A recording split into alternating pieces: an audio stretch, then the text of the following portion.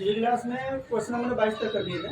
अब 23वें क्वेश्चन से और पेपर के लिए बहुत ज़्यादा मुश्किल क्वेश्चन समझ लो कि पेपर में लगभग 90% क्वेश्चन आते ही आता है सर। तो क्वेश्चन है दो वर्गों के क्षेत्रफलों का योगफल 117 मीटर स्क्वायर है। यदि उनके परिमाण और अंतर 12 मीटर हो तो दोनों वर्गों की भुजाएं ज्ञात करनी है। अब वर्ग, ठीक है, वर्गों की भुजाएं दो ऐसी आकृति जो जिसकी लंबाई चौड़ाई समान होती है, एक आयताकार आकृति जिसकी सभी भुजाएं कैसी होती हैं, बराबर होती हैं, तो वो एक वर्ग कहलाती है। तो इसमें दिया है दो वर्गों के क्षेत्रफलों का योगफल दिया है। तो वर्ग का क्षेत्रफल भुजा इसका, वर्ग का क्षेत्रफल भुजा इसका, तो भुजा स्क्वायर इन दोनों के वर्गों को जोड़ करके, क्षेत्रफल को जोड़ करके आपका 170 आ रहा है। तो हम इसमें क्या मतलब पहले वर्ग की भुजा मान लेते हैं। माना पहले वर्ग की भुजा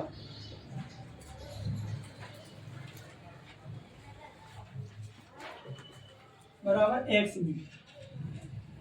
अब वर्ग के दो वर्गों के परिमापों का अंतर दिया है 12, दो वर्गों के परिमापों का अंतर। अब तो पहले वर्ग का परिमाप,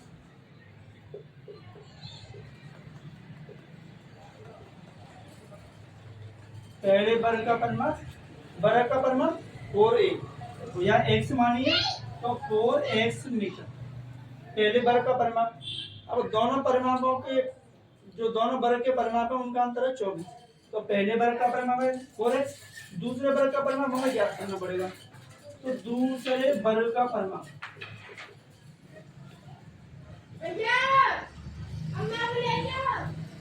और दूसरे वर्ग का परिमाप, तो दूसरे वर्ग का परिमाप तो हमें पता नहीं, दूसरे वर्ग का परिमाप कितना है, क्योंकि दो परिमापों का अंतर 12 दिया हुआ है। तो हमें यहाँ दूसरे वर्ग का परिमाप नहीं, दोनों वर्गों के परिमापों का अंतर, दोनों वर्गों के परिमापों का अंतर दिया है 12, परिमापों का अंतर 12 दिया है। अब एक और है अंतर और योगफल।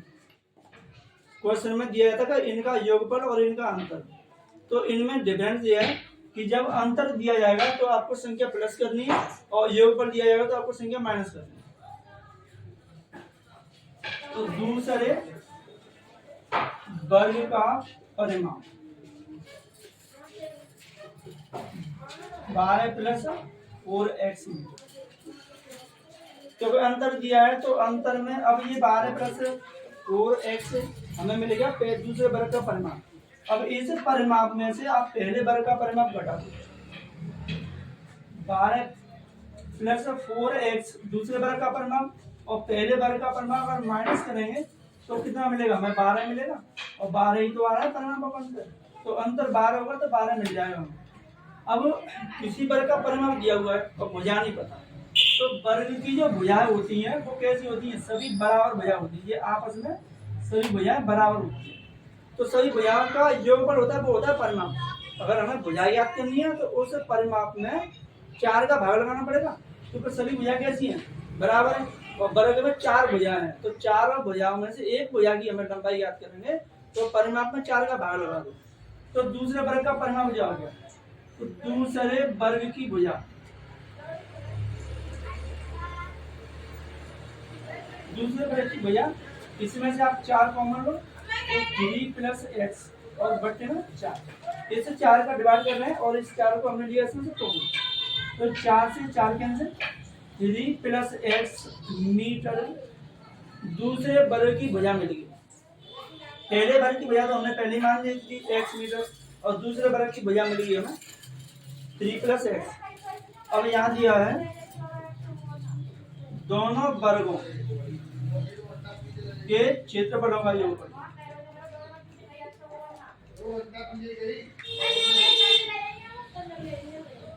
ये दिया है 117 मीटर स्क्वायर, या वर्ग मीटर भी लिख सकते हैं या मीटर स्क्वायर। अब दोनों वर्गों के क्षेत्रफल का, तो पहले वर्ग का क्षेत्रफल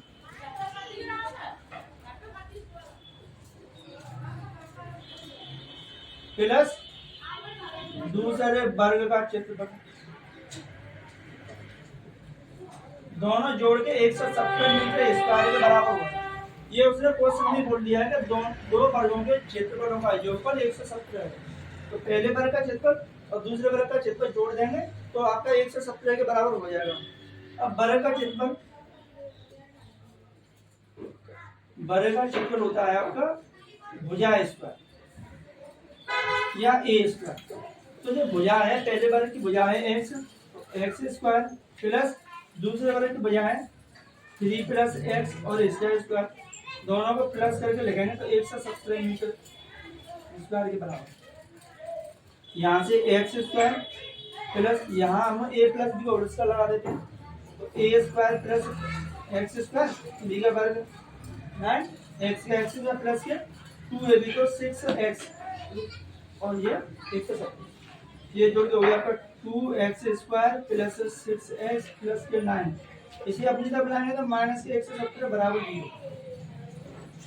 2x स्क्वायर प्लस 6x और माइनस, यहाँ से इसे माइनस कर दो, ये माइनस किया और ये प्लस किया, माइनस हुए तो कितने बचेंगे 108 बचे।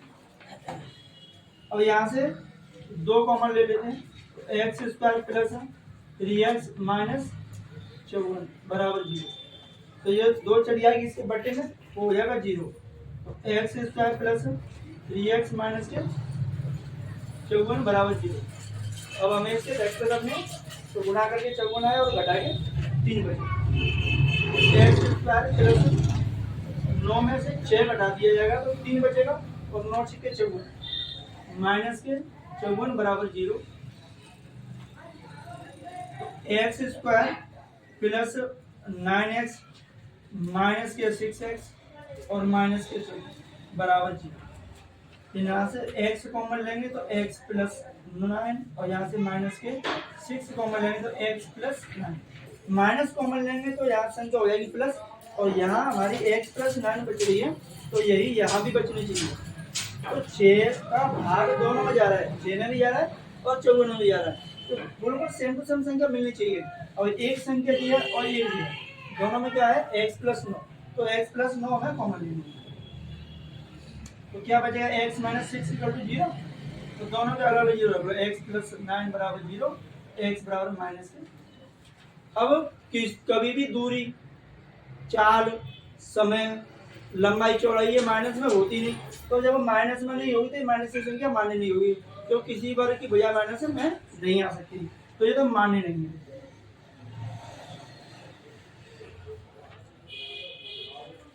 और हमें मिल रही है x माइनस 6 इक्वल टू 0, तो x इक्वल टू 6, तो ये प्लस की 6 मिल रही है, तो हमें दोनों वर्गों की भुजा बतानी थी।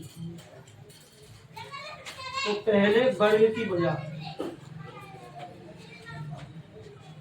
पहले वर्ग की भुजा मानी थी हमने x, और x की वैल्यू कितनी है 6, तो ये हो गया 6 मीटर। और दूसरे वर्ग की भुजा,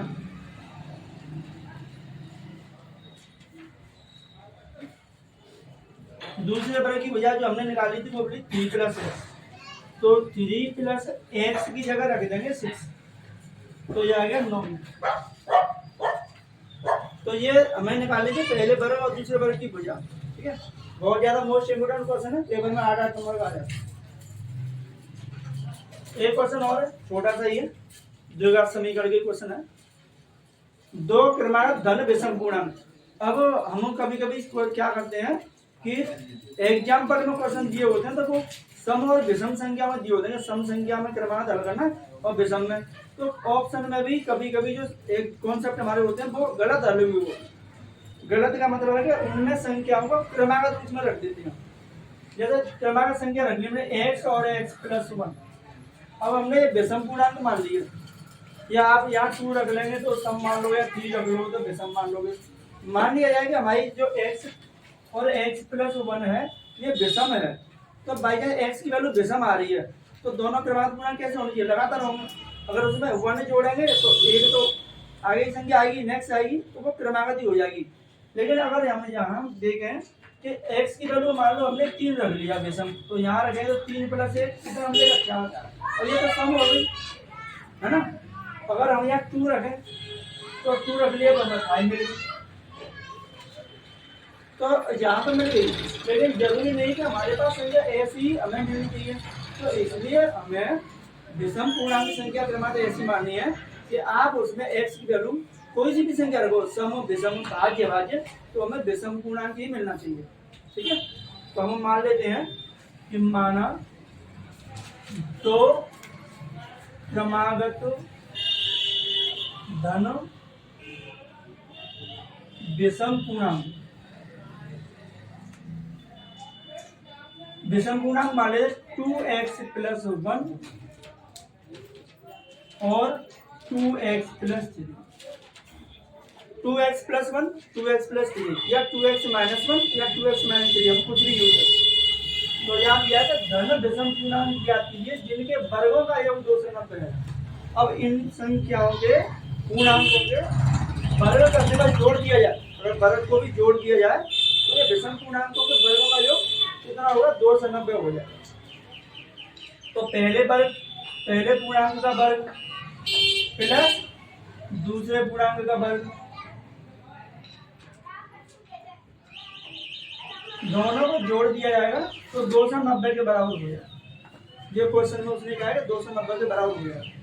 अब यहाँ हमें दिखाई दे रहा है कि हमारे दोनों तरफ a प्लस बी का होल स्क्वायर यूज हो रहा है, तो इसमें a प्लस बी का होल स्क्वायर लगा 2x का स्क्वायर प्लस 1 का स्क्वायर प्लस 2 इंटू a की वैल्यू 2x और 1, पहले में दूसरे में भी लगाएंगे 2x का स्क्वायर प्लस 3 का स्क्वायर प्लस 2 इंटू a की जगह 2x रखेंगे और b की जगह 3 और यहाँ 290,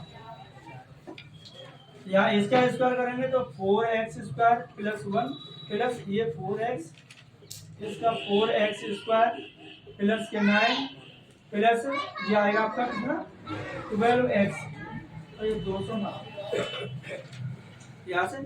तो 4x स्क्वायर और 4x स्क्वायर प्लस करके हो गया 8x स्क्वायर और यहाँ 4 और 12, ये कितना हो गया 16x हो गया 16 और 9 और 1 10, इसे माइनस को अपनी तरफ लाएंगे तो 290 माइनस हो जाएगा बराबर।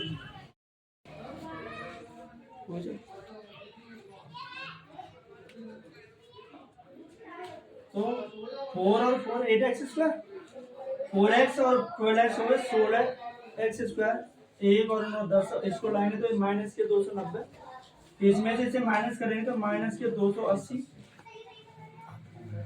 और ये 0।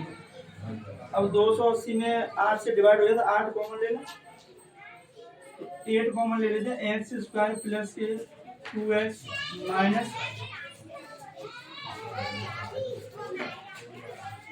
35 बार भाग जा रहा है 280 में 8 का, तो यहाँ बचती 35, तो x square plus 2x minus के 35 बराबर 0/8। ये गुणा वाली संख्या चलेगी भाग में, और बचता हमारे पास केवल एक द्विघात समीकरण, इसे गुणनखंड करने गुणा करके 35 आए, लेकिन जब लास्ट में माइनस किए तो ये वाली घटा के आ गई, तो गुणा करके 35 आए और घटा करके बचे चाहिए 2, तो एक्स स्क्वायर प्लस 7 में से आप 5 घटा दो और ये 0, एक्स स्क्वायर प्लस के 7x माइनस के 5x माइनस के 35 0, और यहाँ से x कॉमन लेंगे तो x प्लस 7 बचेगी और यहाँ से लेंगे माइनस के 5, तो x प्लस 7 5 से डिवाइड होगी 7 में 0, तो x प्लस 7 तो x माइनस 5 थोड़ी 0। अब इन दोनों संख्याओं के अलग अलग 0 रखना है, दोनों संख्याओं के अलग अलग 0 रखना है, तो x प्लस 7 बराबर 0, तो x बराबर मिलेगी माइनस के 7 और यहाँ से x प्लस माइनस 5 बराबर 0, x बराबर 5। अब x की हमें दो वैल्यू मिल रही है, एक तो माइनस के 7 एक प्लस के 5, लेकिन सवाल में पूछा धन विषम पूर्णांक यानी पॉजिटिव पूर्णांक चाहिए, नेगेटिव नहीं चाहिए, तो ये आपका अमान्य होगा, मान्य नहीं करेंगे इसको क्योंकि ये नेगेटिव पूर्णांक है। x वैल्यू हमें मिल रही है कितनी 5 प्लस के, तो हमारे पास दोनों जो पूर्णांक है हमें दोनों पूर्णांक बताने हैं, तो हमारे पास पूर्णांक कौन से थे, तो हमारे पास जो पहला पूर्णांक है, पहला पूर्णांक था 2x प्लस 1 ये, तो यहाँ से 2 इंटू एक्स की वैल्यू रखनी 5 प्लस 1, तो कितना मिलेगा 11 मिल जाएगा। और दूसरा पूर्णांक,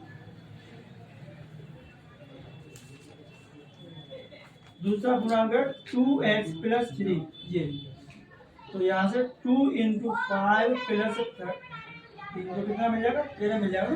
तो दोनों जो पूर्णांक हैं वो है 11 और ये 13। अगर आप इन दोनों का वर्ग करके जोड़ेंगे तो आपका आंसर 290 ही आएगा। समझ में आ गया होगा, काफी सिंपल क्वेश्चन है। और सबसे ज्यादा मोस्ट क्वेश्चन ये है जो पेपर में लगातार कई सालों से आ रहा है और इस बार भी आने के पूरे चांसेस हैं।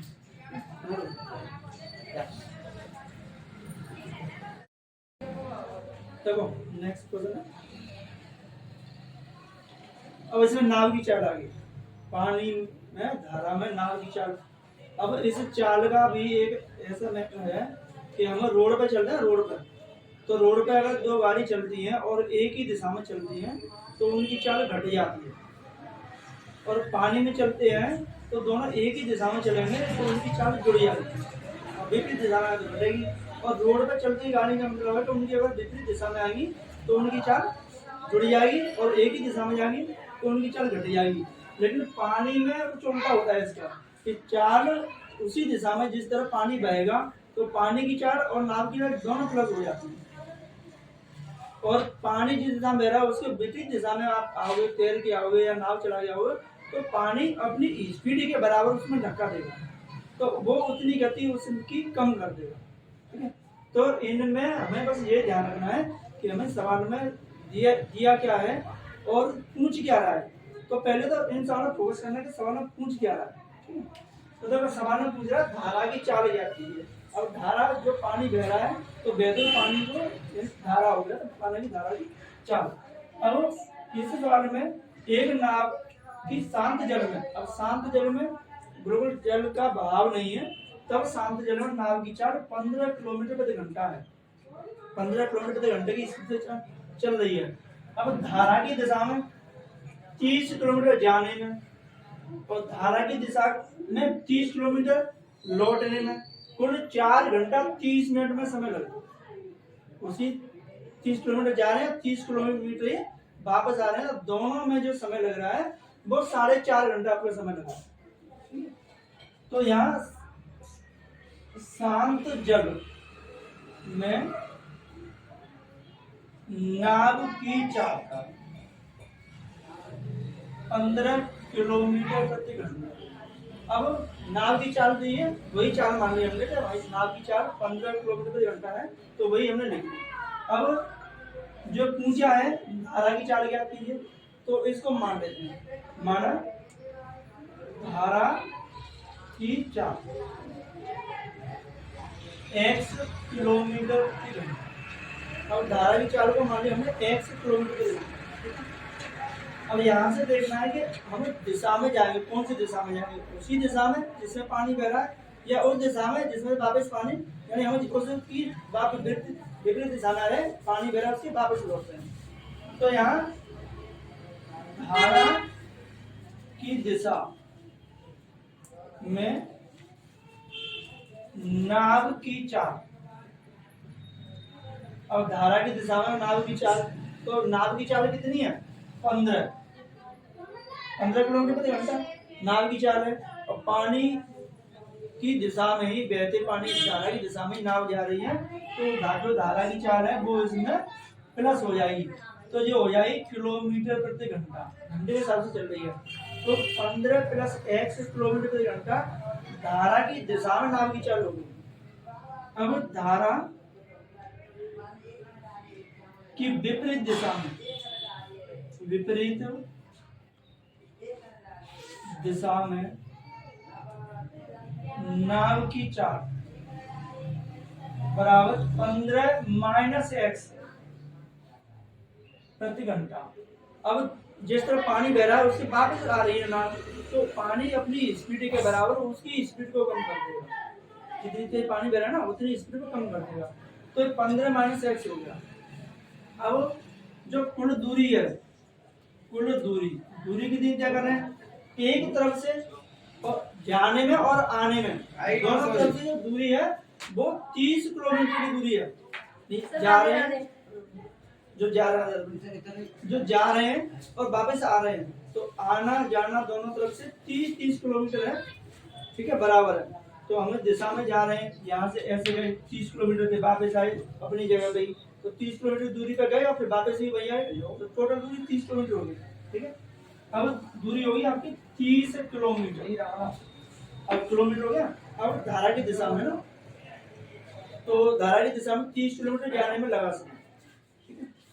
तो यहाँ धारा की दिशा में नाव को 30 किलोमीटर जाने में लगा समय। कितना समय लग रहा है? अब हमने फॉर्मूला पहले पढ़ चुके हैं, शुरू से पढ़ के आ रहे हैं, समय दूरी चाल के फॉर्मूला। तो एक फॉर्मूला उसी में से हम निकाल लेते हैं। तो यहाँ से हम निकाल दो कि समय बराबर दूरी बटे 4। समय बराबर दूरी बटे 4। तो अब हमारे पास जो दूरी है वो कितनी है? दूरी है 30 किलोमीटर। तो दूरी हो गई 30 किलोमीटर और बट्टे में 4। अब 4 कौन सी है? उसी दिशा में। किसकी दिशा में? धारा की दिशा में 4 है। कितनी है? 1 15 प्लस है, तो 15 प्लस घंटे। समय घंटे में आ गया, समय दूरी बटे 4। अब धारा की विपरीत दिशा में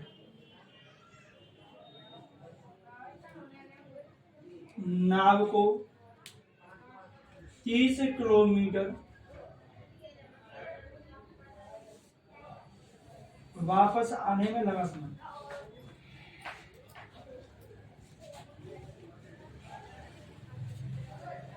समय तो वापस लौट के आ रहे हैं, वहीं 30 किलोमीटर गए फिर वापस आ रहे हैं, तो 30 किलोमीटर वापस आने में फिर कितना समय लगेगा? तो वही समय लगेगा दूरी बटे 4। जितनी स्पीड कम होगी वो समय ज्यादा लेगी।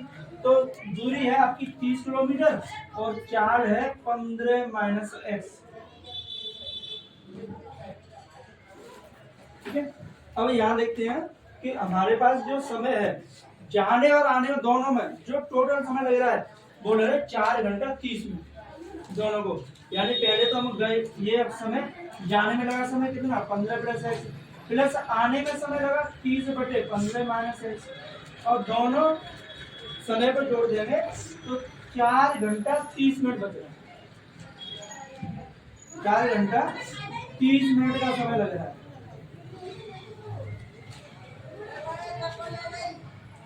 4 घंटा 30 मिनट। अब एक घंटे में अब आराम से सॉल्व कर लो। एलसीएम कितना आएगा? 15 प्लस एक्स और 15 माइनस एक्स।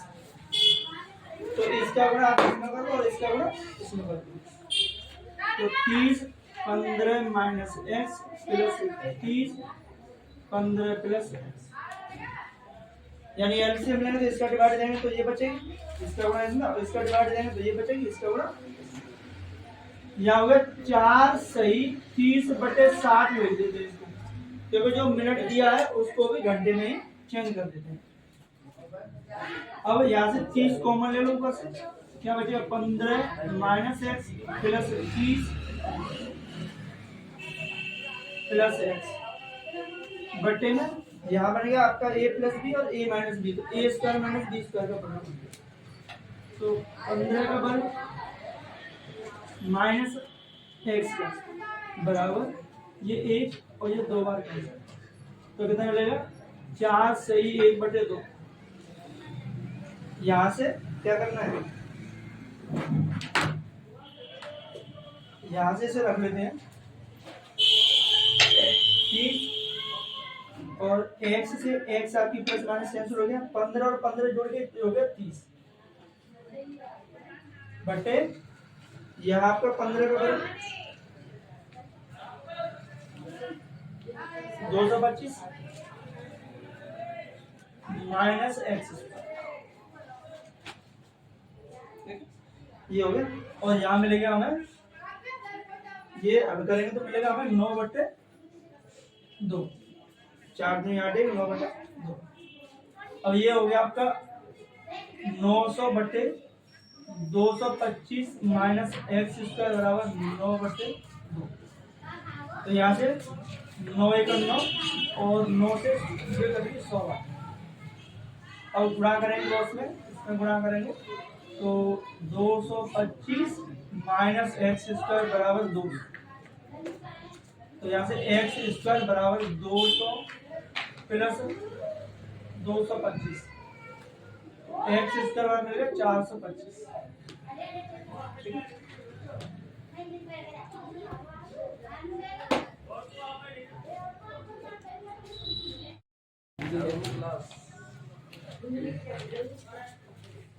यहाँ से प्लस के 225 को उधर भेजेंगे तो क्या हो जाएंगे माइनस हो जाएगा। तो 225 में से 200 घटाएंगे तो माइनस के 25 और ये माइनस एक्स स्क्वायर, माइनस से माइनस कैंसिल, एक्स तो रूट में 25, तो एक्स और कितना मिलेगा हमारा 5। यहाँ से प्लस माइनस मिलेगा। तो हमें क्या लेना है प्लस माइनस में, तो दूरी, समय, दूरी, चाल और लंबाई, चौड़ाई, ऊंचाई कभी भी माइनस में नहीं होती। तो हमें मिलेगी एक्स बराबर 5। अब एक्स की वैल्यू हमें 5 मिलेगी। तो पूछ रहा है कि धारा की चाल ज्ञात कीजिए। तो धारा की चाल, धारा की जो चाल है वो मानी थी हमने x किलोमीटर प्रति घंटा। तो x की वैल्यू कितनी है 5, तो ये होगी 5 किलोमीटर प्रति आवर्स। इस तरह का क्वेश्चन है, कोई हार्ड क्वेश्चन नहीं है। तो एक बार समझ लो कि एक नाव की शांत जल में चाल है 15 किलोमीटर प्रति घंटा, शांत जल में है। तो नाव धारा की दिशा में 30 किलोमीटर जाने में और 30 किलोमीटर वापस लौटने में उसी समय पर टोटल 4.5 घंटे का समय लेती है। तो यहाँ शांत जल में नाव की चाल 15 किलोमीटर प्रति घंटा दी हुई है पहले से, और धारा की चाल हमने x किलोमीटर प्रति घंटा मान लिया। ठीक है, अब देखते हैं कि धारा की दिशा में नाव की चाल होगी, वो नाव की चाल और धारा की चाल दोनों प्लस हो जाएगी, और विपरीत दिशा में होगी वहां नाव की चाल में से धारा की चाल है वो माइनस हो जाएगी।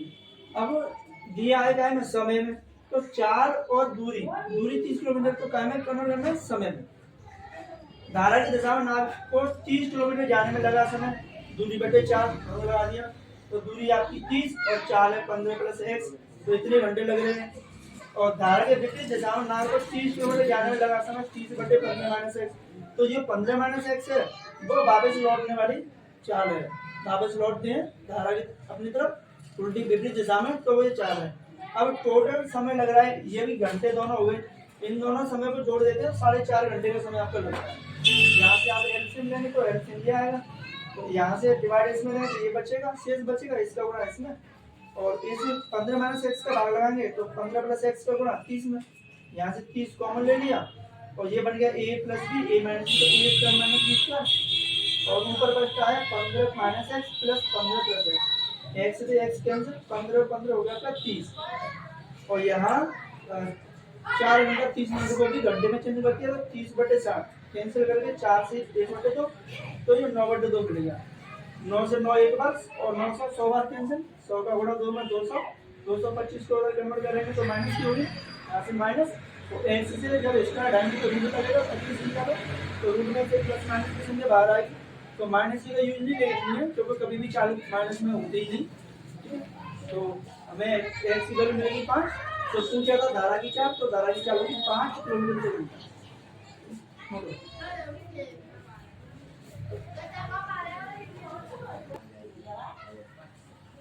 देखो नेक्स्ट क्वेश्चन है, दो संख्याओं के वर्गों का अंतर 180 है। छोटी संख्या का वर्ग बड़ी संख्या का अर्थ होना है, तो दोनों संख्या क्या, तो पिछले साल भी बोर्ड के एग्जाम में आया था और मोस्ट क्वेश्चन है। ठीक है, द्विघात समीकरण का क्वेश्चन है, इसके बाद में थोड़ा त्रिकोणमितीय क्वेश्चन हल करेंगे। तो दो संख्याओं के वर्गों का अंतर, अब दो संख्या है उनका वर्ग करके अगर उन्हें हटा दिया जाए तो 180 बचता है, तो हमें संख्या ज्ञात करनी है। अब सवाल में दिया है छोटी संख्या का वर्ग बड़ी संख्या का 8 गुना है, 8 गुना है, तो पहले छोटी संख्या मान लो, छोटी संख्या x मान लो, और छोटी संख्या का वर्ग बड़ी संख्या के 8 होने के बराबर है, तो छोटी संख्या का वर्ग बराबर है 8 गुणा बड़ी संख्या,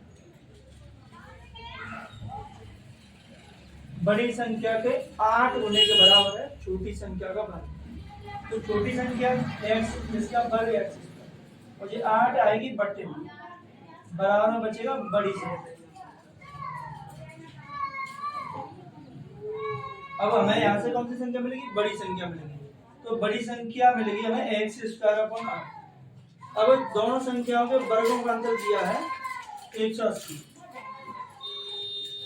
दोनों संख्याओं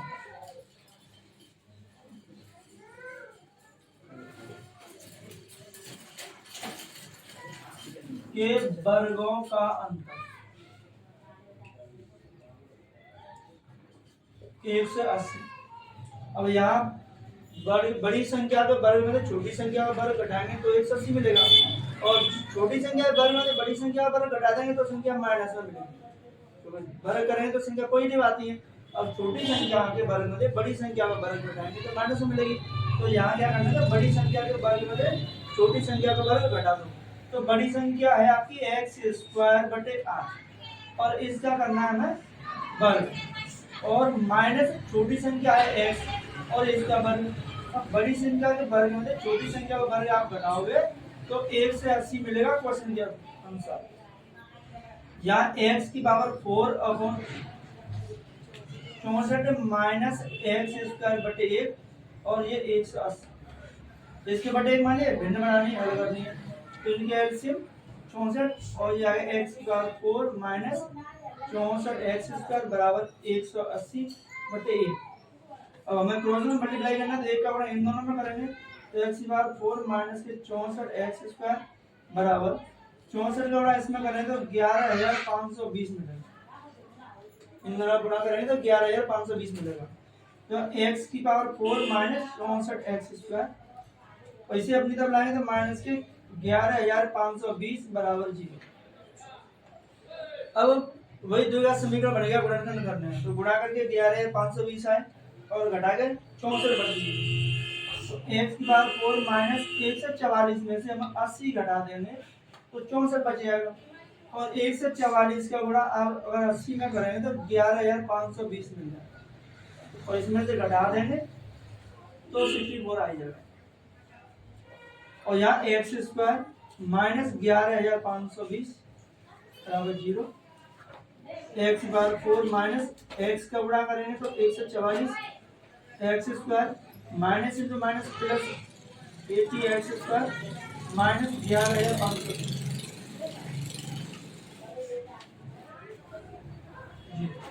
यहाँ से एक्स स्क्वायर कॉमन लेंगे तो एक्स स्क्वायर माइनस 1 से 44 और यहाँ से लेंगे 80 तो एक्स स्क्वायर माइनस 80 का भाग देंगे इसमें, तो यहाँ गुणा करके देखना तो भाग इसका लगाएंगे तो मिलेगी 144 मिलेगी।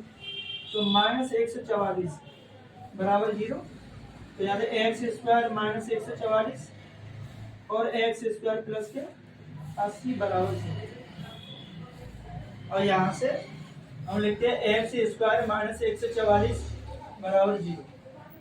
ये संख्या लिख लिया, इसके बराबर में 0।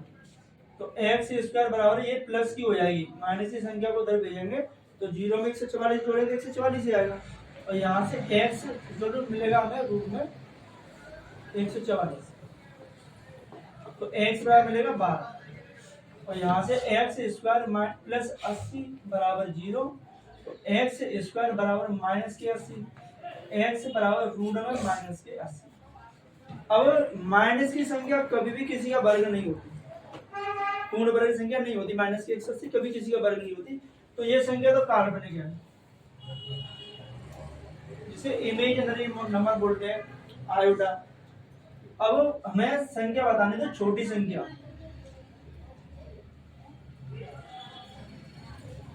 छोटी संख्या हमने मानी थी x, तो x की वैल्यू आ गई 12, और बड़ी संख्या एक्स स्क्वायर अपॉन 8, तो x की वैल्यू कितनी 12 का वर्ग बटे 8, तो 144 अपॉन 8 तो कितना मिलेगा 18 मिल जाएगा, इससे कैंसिल 18। तो बड़ी संख्या मिल गई हमें 18, तो दोनों आंसर है 12 को 18। अगर आप चेक करना चाहो तो चेक भी कर सकते हो, इसके वर्ग में से इसका वर्ग घटा दिया जाएगा तो आपका 180 बचेगा। और 12 का वर्ग, छोटी संख्या का वर्ग बड़ी संख्या का 8 गुना कर दिया जाए, तो आप धारे में 8 का गुणा करें तो कितना वाले और इसका वर्ग करें तो भी 100, ठीक है।